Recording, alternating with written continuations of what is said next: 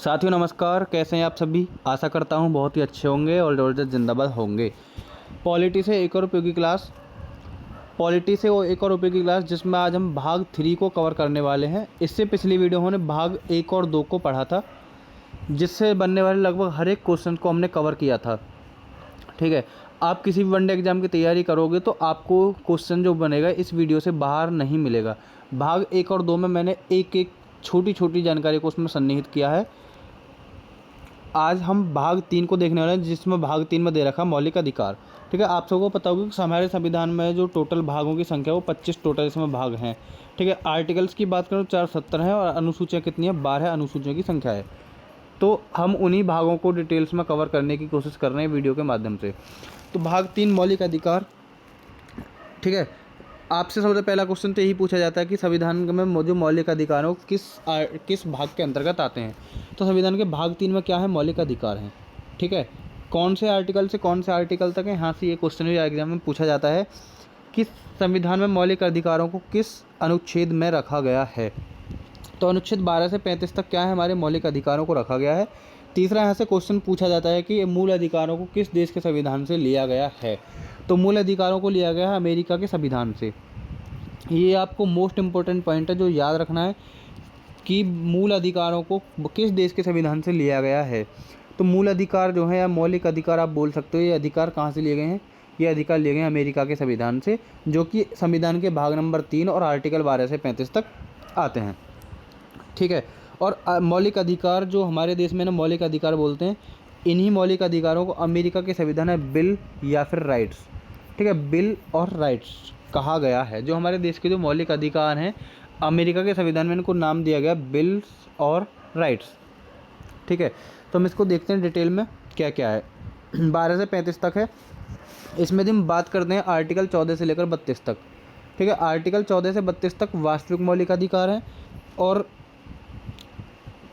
14 से 32 तक। बाकी इसमें बीच में कुछ आर्टिकल बचे हुए, जैसे कि 12 है, 12 के बाद 13 को इसमें शामिल नहीं किया गया है। उसके बाद हमने 33, 34 और 35 आर्टिकल जो है 12 से 35 तक हैं। लेकिन हम अगर इन पाँच आर्टिकल्स को छोड़ दें, 12, 13, 33, 34 और 35, तो बाकी जो आर्टिकल्स बच गए वो सब कैसे हैं, वास्तविक मौलिक अधिकार के अंतर्गत आते हैं। ठीक है, ये जो 5 बचे हैं इनमें कुछ अन्य प्रावधान हैं, इनको हम देखते हैं क्या क्या है। तो आर्टिकल यदि 12 की बात करते हैं तो आर्टिकल 12 में राज्य की परिभाषा के बारे में वर्णन किया गया है। ठीक है, आर्टिकल 12 में क्या है, राज्य की परिभाषा। यदि आर्टिकल 13 की बात करें तो इसमें है अन्य विधियों से मौलिक अधिकारों की सुरक्षा। अन्य विधियों से मौलिक अधिकारों की सुरक्षा। आर्टिकल 33 में क्या है, पुलिस, सुरक्षा बलों, आसूचना संगठनों आदि के मौलिक अधिकारों को सीमित करने की संसद की शक्ति। ठीक है, यदि इसको कोई सीमित कर सकता है तो केवल संसद है, इसकी जो शक्ति है केवल संसद के ही पास निहित है। ठीक है, यदि हम आर्टिकल 34 की बात करते हैं तो आर्टिकल 34 है सेना विधि के लागू होने की स्थिति में। ठीक है, सेना विधि के लागू होने की स्थिति में मौलिक अधिकारों को सीमित करने की संसद की शक्ति। लेकिन ये शक्तियाँ जो केवल संसद के ही पास होती हैं, संसद, लोकसभा और राज्यसभा। आर्टिकल 35 में क्या है, मौलिक अधिकारों के उल्लंघन की स्थिति में कानून बनाने की शक्ति। यदि कोई भी सदस्य कोई भी व्यक्ति कभी भी यदि किसी मौलिक अधिकार का उल्लंघन करता है तो उसको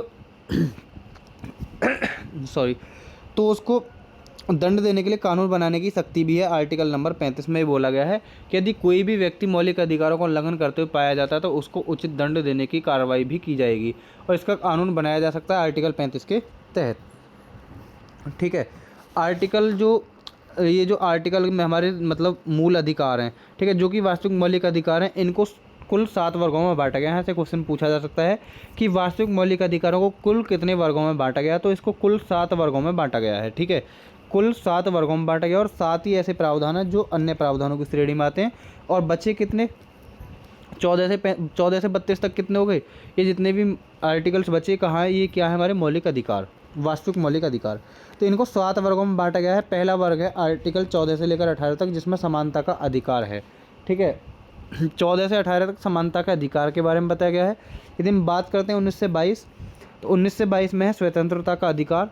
ठीक है, आर्टिकल 23 से 24 तक है शोषण के विरुद्ध अधिकार। आर्टिकल 25 से 28 तक है धार्मिक स्वतंत्रता का अधिकार। आर्टिकल 29 से 30 तक है सांस्कृतिक व शिक्षा का अधिकार। ठीक है। आर्टिकल 31 जो कि संपत्ति का अधिकार है, आर्टिकल 31 संपत्ति का अधिकार जो कि अब नहीं है, अब फिलहाल में नहीं है, आर्टिकल 31 को हटा दिया गया है। ठीक है। आर्टिकल 31 जो कि संपत्ति का अधिकार था उसको हमने 44वें संविधान संशोधन 1978 में हुआ था। ठीक है, 1978 में हुआ था 44वां संविधान संशोधन, उसके तहत हमने संपत्ति के अधिकार को हटा दिया है। जो क्या है ये अब आर्टिकल 300 के क में रखा गया और इसका नाम है कानूनी अधिकार। ठीक है, संपत्ति का अधिकार को हटाकर कहाँ रख दिया, 300 के क में। यहाँ से क्वेश्चन पूछा जा चुका है किस संपत्ति का जो अधिकार हटाया गया था वो किस आर्टिकल में है, तो आर्टिकल 300 के क में इसे रख दिया गया है। किस संविधान संशोधन के तहत हटाया था, इसे हटाया था 44वें संविधान संशोधन के तहत जो कि 1978 में हुआ था। ठीक है। आर्टिकल 32 में संवैधानिक उपचारों का अधिकार, जिसको भीमराव अंबेडकर के अनुसार संविधान की आत्मा भी कहा जाता है। ठीक है, संविधान की आत्मा कैसे कहा जाता है, भीमराव अंबेडकर के अनुसार संवैधानिक उपचारों का जो अधिकार है आर्टिकल नंबर 32 में, आर्टिकल 32 को संविधान की आत्मा कहा जाता है। ठीक है, यदि हम भीमराव अंबेडकर की बात छोड़ दें, यानी कि अगर हम भारतीय संविधान की आत्मा बोलें तो आत्मा हम प्रस्तावना को बोलते हैं, लेकिन भीमराव के अनुसार यदि हम आत्मा की बात करेंगे तो आर्टिकल 32 है जिसको हम संविधान की आत्मा बोलते हैं। ठीक है। आर्टिकल 12 में क्या है, राज्य की परिभाषा। राज्य की परिभाषा जो कि भाग 3 के संदर्भ में मौलिक अधिकारों को प्रदर्शित करती है। ठीक है, राज्य की परिभाषा में क्या क्या है, एक तो इसमें भारत की संसद एवं संघीय मंत्रिपरिषद है, दूसरी इसमें है राज्य का विधानमंडल एवं प्रांतीय मंत्रिपरिषद, तीसरा इसमें है स्थानीय अधिकारी। स्थानीय अधिकारी में दो तरह के लोग आते हैं, एक तो होता है ग्राम पंचायत और एक आता है नगर पंचायत में। ठीक है, एक ग्राम पंचायत के तौर पर और एक नगर पंचायत के स्तर पर है। नंबर 4 है अन्य प्राधिकारी। अन्य प्राधिकारी में क्या क्या शर्त हैं, अन्य प्राधिकारी में है सार्वजनिक महत्व के निर्णय, केंद्रीय प्रांतीय सरकार द्वारा प्रचलित, जिसका व्यय सरकार वहन करती हो, या फिर चौथा है जिसको सरकारी कार्य दिए गए हों। ठीक है, जिसको सरकारी कार्य दिए गए हों। नंबर 1 है सार्वजनिक महत्व के निर्णय, नंबर 2 है केंद्रीय प्रांतीय सरकार द्वारा प्रचलित, नंबर 3 है जिसका व्यय सरकार वहन करती हो, और नंबर 4 है जिसको सरकारी कार्य दिए गए हों। आर्टिकल 13 में है अन्य विधियों से मौलिक अधिकारों की सुरक्षा की गारंटी। ठीक है, क्या है, अन्य विधियों से मौलिक अधिकारों की सुरक्षा की गारंटी। मतलब संसद कोई ऐसा कानून जो मौलिक अधिकारों को किसी भी सीमा तक सीमित करता हो, यदि संसद ऐसा करती है तो उसे उस सीमा तक शून्य घोषित कर दिया जाएगा। ठीक है, क्या है आर्टिकल 13, यदि अन्य विधियों से मौलिक अधिकारों की सुरक्षा की गारंटी। ठीक है, हमारे जो मौलिक अधिकार हैं हमें उनकी सुरक्षा की गारंटी दी जाती है अन्य विधियों के द्वारा, ये आर्टिकल नंबर 13 में है। यदि संसद कभी भी कोई ऐसा कानून बना सकती है, यदि कोई ऐसा कानून बना दे जो मौलिक अधिकारों की सीमा को सीमित करता हो, तो संसद ऐसा भी कर सकते है उस सीमा तक शून्य घोषित कर दिया जाएगा। मतलब जो भी हमारा अधिकार होगा उसको उस सीमा तक शून्य घोषित कर दिया जाएगा। आर्टिकल 33 में है पुलिस, सुरक्षा बलों, आसूचना संगठनों, सेना आदि के मौलिक अधिकारों को सीमित करने की संसद की शक्ति। अब यह लोग संघ नहीं बना सकते। ठीक है, इंपॉर्टेंट पॉइंट है कि ये जो लोग हैं संघ नहीं बना सकते हैं। ठीक है, लेकिन इनके मौलिक अधिकारों को सीमित हम कर सकते हैं, सीमित करने की शक्ति है संसद के पास। ठीक है, कोई भी मान लो पुलिस सुरक्षा बल है, ठीक है, किसी को कुछ कार्य करना, सुरक्षा बल ये होते हैं जो कि मतलब जो कांस्टेबल की होती है ना SSGD में जो भर्ती होती है, सुरक्षा बल बोलते हैं उन्हें। ठीक है, आर्म्ड फोर्स, जैसे कि मान लो SSGD में ही आती है, BSF में है, CISF है, CRPF है, ITBP है, इन सब को क्या बोलते हैं, इनके संगठनों को या आदि के मौलिक अधिकारों को सीमित कर सकती है संसद कि इनका कार्य ये है, इनके मौलिक अधिकार ये हैं। आर्टिकल 34 में है सेना विधि। ठीक है, सेना विधि लागू होने की स्थिति में संसद को मौलिक अधिकारों को सीमित करने की शक्ति है। यदि कोई भी सेना की विधि लागू हो जाती है तो उस स्थिति में संसद के मौलिक अधिकारों को सीमित कर सकती है, ये भी संसद के पास शक्ति निहित है। इसलिए जो 7 प्रावधान है, ये 7 प्रावधान जो कि आर्टिकल 12, 13, 34, 35, 31, 32, 34, 35, इनमें क्या है, ये 5 हैं, 5, 12, 13, 33, 34 और 35 जो कि अन्य प्रावधान है। 12, 13, 33, 34 और 35। अब मौलिक अधिकारों में 2 प्रकार से हैं। ठीक है, मौलिक अधिकार, एक तो निर्बंधन, दूसरा है निलंबित।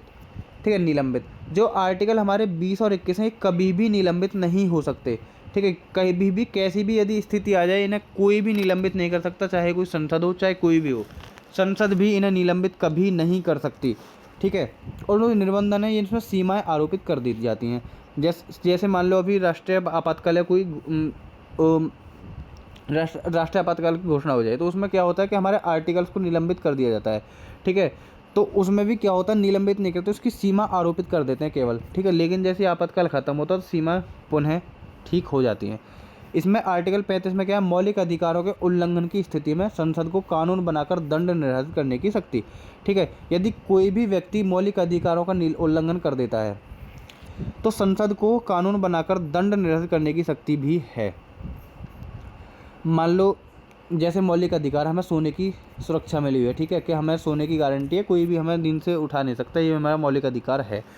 तो यदि उस पर केस कर देते हैं, ठीक है, मान लो कोई रास्ते में जा रहा है, उसको किसी ने चांटा मार दिया गाल पर, तो क्या कर सकते हैं हम उसको, ये हमारा मौलिक अधिकार है या फिर सोने का, या फिर हम कुछ काम कर रहे हैं, हमसे कभी कोई ज़बरदस्ती काम नहीं करा सकता। यदि उस पर केस कर दें तो संसद के अपने अधिकार हैं, वो उस पर कानून बनाकर उसे दंड दे सकती है। ठीक है, संसद अपने द्वारा कानून बनाकर उसे दंड देने की शक्ति भी रखती है, और ये आर्टिकल नंबर 35 में है। आर्टिकल 14 से 18 में क्या है, समानता का अधिकार है। ठीक है, आर्टिकल 14 समानता का अधिकार, समान परिस्थितियों में समान न्याय। ठीक है, इसका मतलब होता है समान परिस्थितियों में समान न्याय। जैसे कि आर्टिकल 14 में विधि के समक्ष समता। ठीक है, ये क्वेश्चन एग्जाम में पूछा जा चुका है कि आर्टिकल 14 में क्या है, विधि के समक्ष समता एवं विधियों का समान संरक्षण, कानून के समक्ष सभी समान है, कोई भी कानून से ऊंचा नहीं है। ये आर्टिकल नंबर 14 में बोला गया है कि कोई भी कानून से ऊंचा नहीं है, कानून के सामने सब बराबर हैं, यानी कि विधि के समक्ष समता। विधि बोलते हैं कानून के लिए, समक्ष बोलते हैं सामने, और समता मतलब समान, यानी कानून के सामने सभी समान है, और विधियों का सभी के लिए समान संरक्षण भी है। सभी के लिए कानूनों का समान संरक्षण, चाहे कोई मंत्री का बेटा हो, चाहे कोई किसी गरीब का बेटा हो, सभी के लिए समान कानूनों की व्यवस्था है, और आर्टिकल नंबर 14 में इसी के बारे में बोला गया है। आर्टिकल 15 में है धर्म, जाति, मूलवंश, लिंग, कामकाज, काम स्थान आदि के आधार पर होने वाले भेदभाव का प्रतिबंध। ठीक है, इसमें दो नए वंशक्रम या निवास स्थान, मान लो जैसे कि कोई हिंदू जाति से और कोई दूसरा मुस्लिम जाति से। ठीक है, कोई हिंदू और दूसरा मुस्लिम है, इनमें आपस में कोई भेदभाव नहीं होना चाहिए। ठीक है, यदि आपस में भेदभाव करते हैं तो इसकी भी हमें स्वतंत्रता है कि कोई कभी किसी से भेदभाव नहीं करेगा, और इसके लिए भी संसद को विशेष कानून बनाने की शक्ति है। ठीक है, संसद इसके लिए कोई दंड निर्धारित कर सकती है, क्योंकि उसके पास विशेष शक्ति है आर्टिकल नंबर 35 के तहत। ठीक है, आर्टिकल 15 में क्या है, धर्म, जाति, मूलवंश, लिंग, कार्य स्थान आदि के आधार पर होने वाले भेदभाव का प्रतिबंध।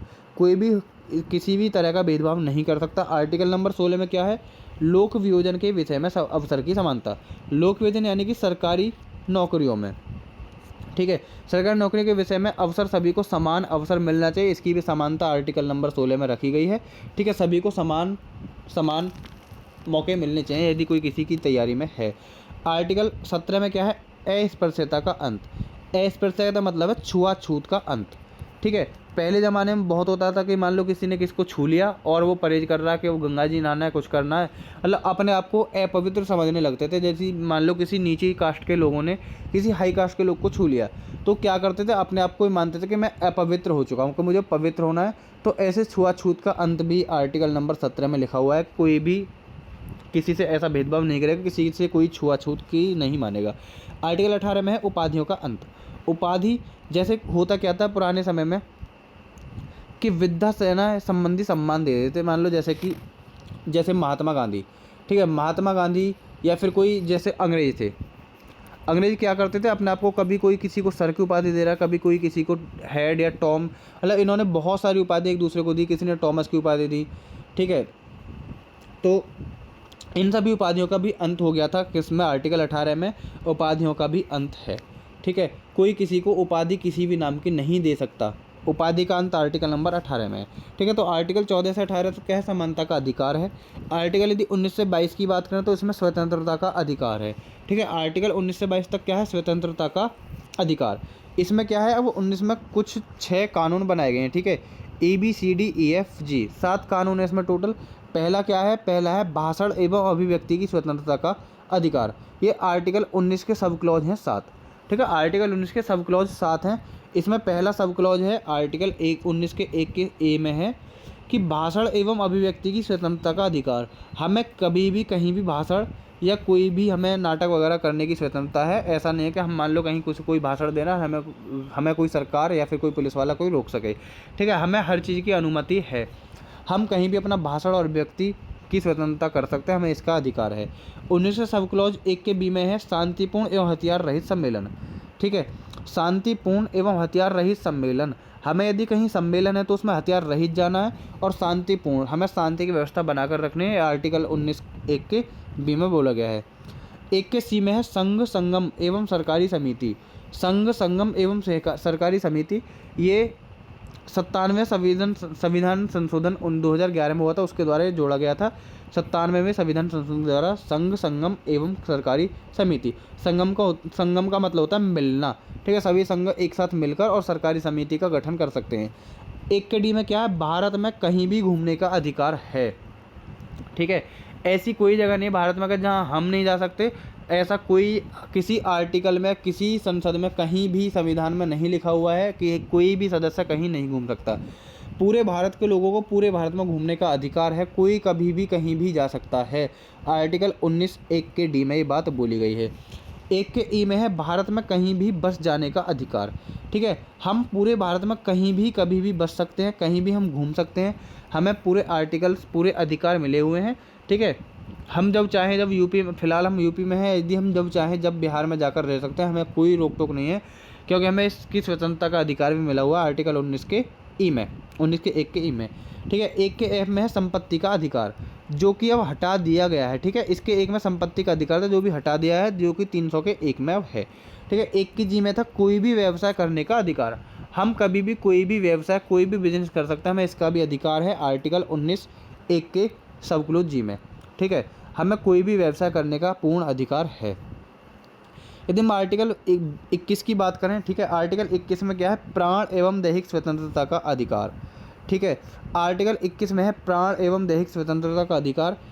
और इसमें एक चीज़ और है कि किसी भी परिस्थिति में निलंबित नहीं किया जा सकता। आर्टिकल 20 और 21 को, आर्टिकल 20 और 21 कभी भी किसी भी परिस्थिति में निलंबित नहीं हो सकते हैं, चाहे कितनी भी बड़ी आपदा देश पर आकर खड़ी हो जाए, लेकिन 20 और 21 कभी भी निलंबित नहीं हो सकते हैं। ठीक है, अब प्राण एवं दैहिक स्वतंत्रता के जो अधिकार है, इसमें आजीविका का अधिकार भी मिला हुआ है, निजता का अधिकार मिला हुआ है, सोने का अधिकार मिला हुआ है, आश्रय का अधिकार मिला हुआ है, प्रेम विवाह करने का अधिकार है, भोजन का भी हमें अधिकार मिला हुआ है। ठीक है, ऐसा नहीं है कि हम भोजन कर रहे हैं और हमें कोई भोजन ना करे या फिर भोजन हमारे आगे से छीन ले, तो हम उस पर भी केस कर सकते हैं। हमें सभी चीज़ का अधिकार मिला हुआ है। प्राण एवं दैहिक स्वतंत्रता का अधिकार, दैहिक मतलब शरीर से संबंधित स्वतंत्रता का अधिकार भी हमें है। ठीक है, हमें हर चीज़ का अधिकार है। सोने का भी आपको कोई कभी भी नींद से भी नहीं उठा सकता है, आप चाहो तो उस पर केस कर सकते हो। ठीक है, यदि कोई आपको सोते हुए नींद से उठा दे तो आप उस पर भी केस कर सकते हो। और ये हमें किस में बोला गया, आर्टिकल 21 में सभी की स्वतंत्रता है। ठीक है, आर्टिकल 20 में क्या है, अपराधी के लिए दो सिद्धि के संबंध में संरक्षण। अपराधी के लिए दो सिद्धि के संबंध में संरक्षण। अब इसमें क्या है, मान लो जैसे सड़क पर कोई भी मतलब सड़क पर जा रहा है, कोई व्यक्ति जा रहा है। ठीक है, मान लो कोई ए है, ठीक है, और ए कोई जा रहा, तो यदि उसको बी ने आया और ए के गल पर चाटा लगा दिया। ठीक है, अब यहाँ पुलिस घूम रही है। ठीक है, पुलिस घूम रही है और पुलिस ने इस बी को देख लिया और पुलिस ने इसको दंडित कर दिया। सपोज करो पुलिस ने बी को दंडित कर दिया, और अब क्या, यदि ए इसके दंड से खुश नहीं और ए कहीं इसकी आगे रिपोर्ट कर दे, ठीक है, तो इसको इस दंड के अपराध में इसको पहले ही दंड दिया जा चुका है। इसने जो मतलब पाप किया है, इसने जो इसके चांटा मारा है, इसका इस दंड पहले ही सी के द्वारा दिया जा चुका है, तो इसको दोबारा कोई भी दंड नहीं दिया जा सकता। आप चाहें तो इसका भी केस कर सकते हैं। ठीक है, इसका भी केस कर सकते हैं आप। जैसे मान लो किसी ने कहीं से बटुआ चुरा लिया, ठीक, किसी ने किसी का पर्स चोरी कर लिया। अब पर्स चोरी करने पर दो जगह की पुलिस है, एक पुलिस इसे पहले ही दंडित कर चुकी है। ठीक है, मान लो दो थाने ए और बी थाने की पुलिस इसे पहले ही दंडित कर चुकी है, और अब ए थाने की जो पुलिस है वो भी इसे दंडित करना चाहे तो उसके पास ऐसा कोई भी अधिकार नहीं है कि वो उसे दंडित कर सके। आप इसके लिए भी आगे केस कर सकते हैं। आपको मतलब दोहरे दंड से सुरक्षा भी है। ठीक है, इसमें लिखा हुआ दोहरे दंड से संरक्षण। दोहरे दंड का मतलब है एक ही केस के लिए आपको दो बार सज़ा नहीं हो सकती। मान लो ऐसा नहीं है कि आपने यहाँ से पर्स चुराया, आपको सज़ा होगी, फिर आपने कहीं आगे जाके दोबारा बटुआ मार दिया किसी का, तो आपको फिर सज़ा हो जाएगी। दोहरे का मतलब ये नहीं है कि दो बार सज़ा नहीं हो सकती, बस इसमें ये है कि एक ही कार्य के लिए दो बार सज़ा नहीं हो सकती। ठीक है, आपने जो एक बार पाप कर दिया उसके लिए आपको दो बार सज़ा नहीं हो सकती, केवल एक बार ही होगी। अपने विरुद्ध गवाही देने से संरक्षण।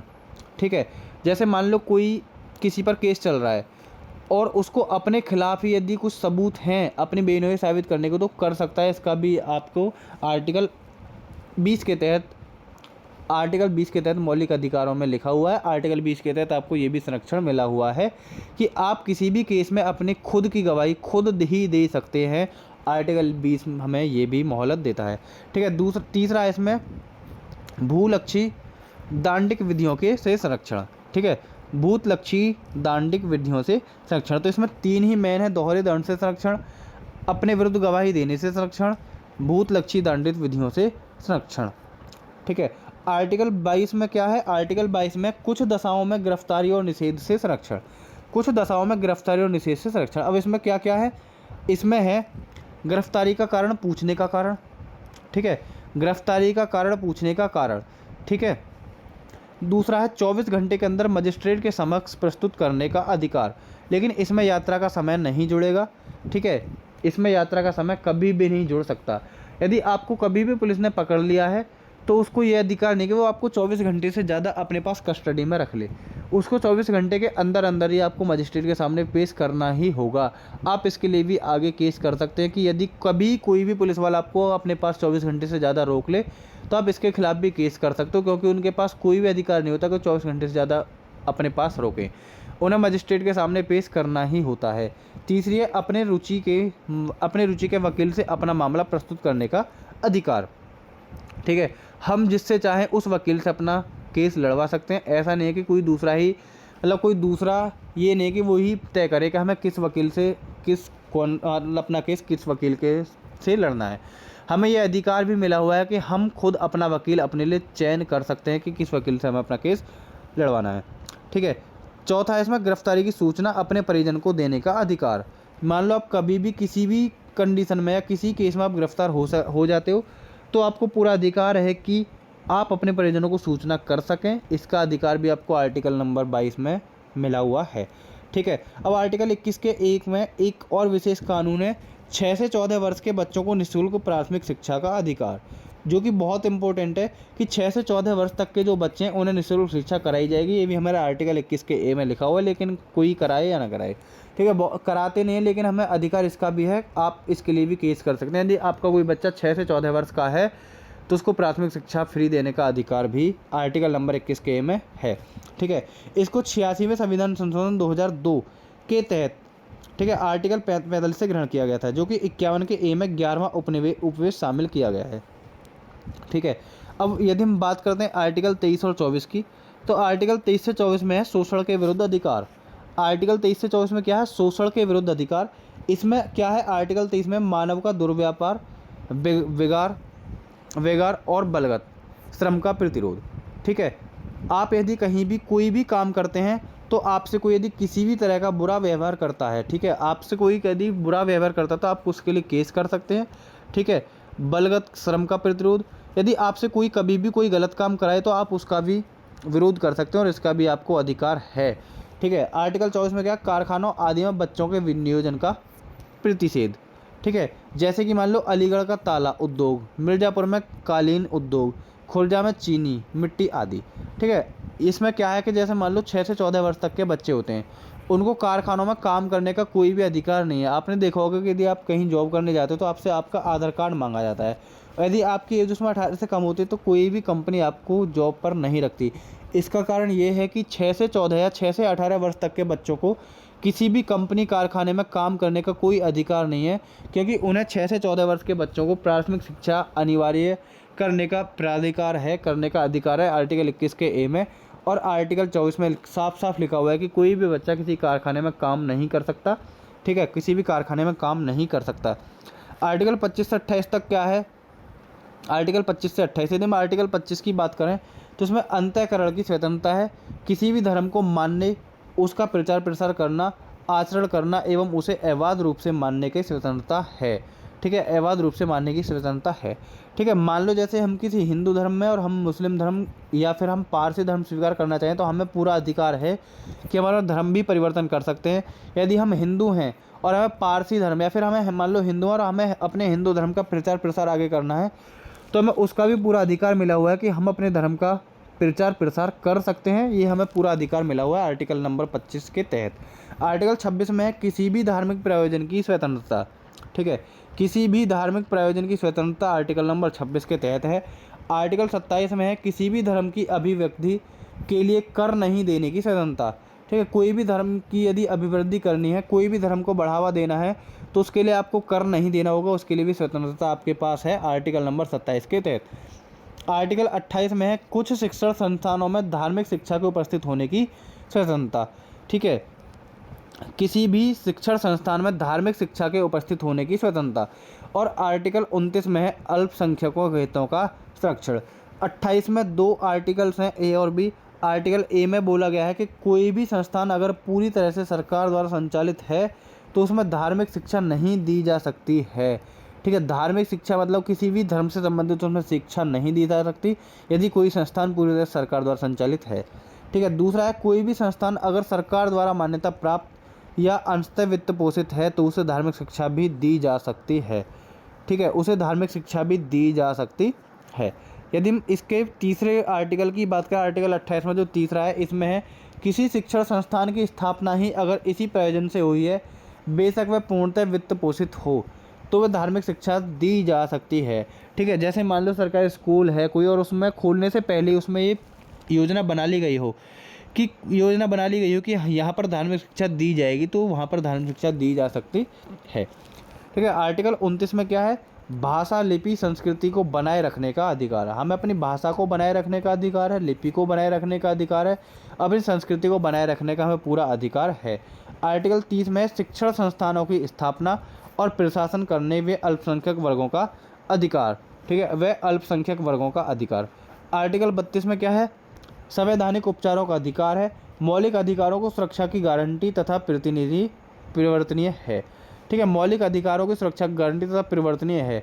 मौलिक अधिकार मतलब कभी भी बदले जा सकते हैं, इनमें परिवर्तन किया जा सकता है, और जो हमारे मौलिक कर्तव्य हैं वो अपरिवर्तनीय माने जाते हैं, उनमें परिवर्तन करना आसान नहीं होता, या फिर उनमें हम बोलें तो परिवर्तन ही नहीं कर सकते, ठीक है। मौलिक अधिकार के लिए आर्टिकल 32 के तहत सुप्रीम कोर्ट तथा 226 के तहत हम हाई कोर्ट जा सकते हैं, ठीक है। हमारा जो भी मौलिक अधिकार है, जैसे मान लो आप सोने का ही अधिकार मान लो, सोने का अधिकार है, भोजन का अधिकार है, हमें जो सोने का अधिकार है आर्टिकल 21 में मिला हुआ, ठीक है।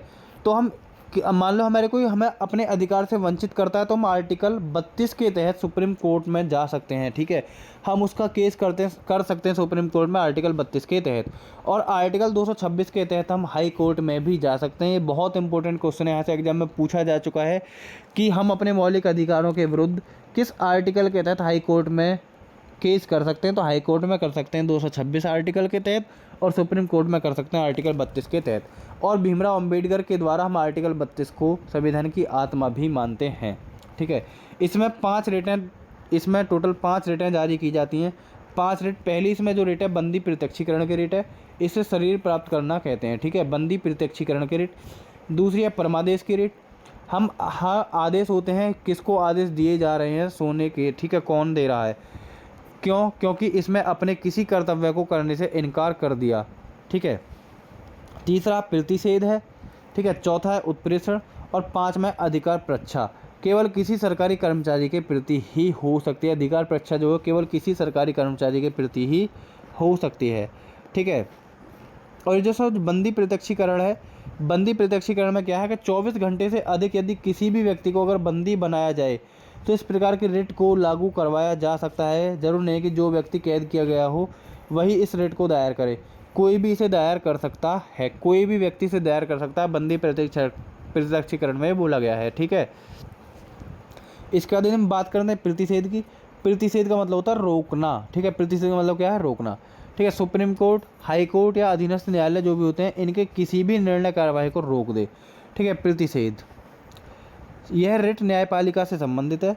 मान लो HC यानी कि हाई कोर्ट या अधीनस्थ न्यायालय में कोई केस चल रहा है और ऐसी कोई लगता है कि इसमें नेचुरल लॉस का उल्लंघन हो रहा है, ठीक है, इसमें नेचुरल लॉस का उल्लंघन हो रहा है, तो SC उसे अपने पास ले सकता है, यानी कि सुप्रीम कोर्ट। यदि सुप्रीम कोर्ट को कभी भी लगे कि हाई कोर्ट या फिर अधीनस्थ न्यायालय इसके मतलब सही काम नहीं कर रहे हैं या फिर इसमें कोई भी हमारा जो नेचुरल लॉस है वो हो रहा है, तो यह उसे अपने पास सुप्रीम कोर्ट ले सकता है, कभी भी इसको अधिकार है, ठीक है। उत्प्रेषण का मतलब होता है यह रिट भी न्यायपालिका से संबंधित है। अपने अधिकार क्षेत्र से बाहर जाकर कोई निर्णय दे दिया है तो निर्णय रद्द अपने आप अपने पास ले लेगी। ठीक है, यह सबसे पहले होगा सुप्रीम कोर्ट, उसके बाद हाई कोर्ट और उसके बाद अधीनस्थ न्यायालय। ठीक है, सुप्रीम कोर्ट, हाई कोर्ट तथा अधीनस्थ न्यायालय दोनों से, हाई कोर्ट केवल अपने अधीनस्थ से। जो नंबर 4 थी अधिकार परीक्षा जो थी, अधिकार परीक्षा में क्या होता है कि किसी ने अनैतिक रूप से सरकारी पद को धारण कर लिया है। ठीक है, यदि कोई भी अनैतिक रूप से सरकारी पद को धारण कर ले तो उसके अगेंस्ट हम ये रिट दायर कर सकते हैं। ठीक है, यदि कोई भी अनैतिक तरह से मतलब गैर कानूनी रूप से यदि कोई सरकारी पद को ग्रहण कर ले तो उसके खिलाफ रिट दायर किए जा सकते हैं, अधिकार परीक्षा। ठीक है, जो मौलिक अधिकार है सिर्फ भारतीय नागरिकों को प्राप्त हैं, आर्टिकल 15, 16, 19, 29 और 30। ठीक है, सिर्फ और सिर्फ भारतीयों को प्राप्त हैं 15, 16, 19, 29 और 30। यहाँ से क्वेश्चन पूछे जाने की बहुत और संभावना है कि केवल भारतीयों को कौन कौन से प्राप्त हैं, और जो भारतीय नागरिक प्लस विदेशी सभी को प्राप्त हैं कौन कौन से हैं, जो इनमें से बच गए। कौन कौन से बचे? 14, 20, 21, आर्टिकल 21A, 22, 23, 24, 25, 26, 27, 28। ये सभी क्या है? भारतीय नागरिक प्लस विदेशियों को प्राप्त है, और केवल भारतीयों को प्राप्त हैं 15, 16, 19, 29 और 30। इसके बाद है DPSP यानी कि directive principles of state policy.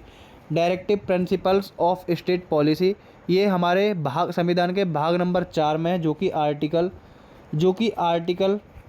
36 से लेकर 51 तक पूछे जाते हैं। यहाँ से भी क्वेश्चन एग्जाम में पूछा जाता है। सबसे पहला क्वेश्चन यहाँ से पूछा जाता है कि DPSP को किस देश के संविधान से लिया गया है, तो इन्हें लिया गया है आयरलैंड से। ठीक है, इन्हें हिंदी में बोलते हैं राज्य के नीति निर्देशक तत्व, और ये अपरिवर्तनीय हैं। हम इनमें कभी भी कोई परिवर्तन नहीं कर सकते हैं, और ये कभी राज्य पर जबरदस्ती भी नहीं थोपे जा सकते हैं। लेकिन हमारे मौलिक अधिकार भाग नंबर 3 में है, आर्टिकल 12 से 35 तक हैं, वो परिवर्तनीय होते हैं, हम उनमें परिवर्तन कर सकते हैं। जैसे कि हमने संपत्ति के अधिकार को हटाकर कानूनी अधिकार बना दी, 300 के कैम में रखा हुआ है। ठीक है, मिलते हैं नेक्स्ट वीडियो में, तब तक के लिए जय हिंद, बाय बाय, नमस्कार, टेक केयर।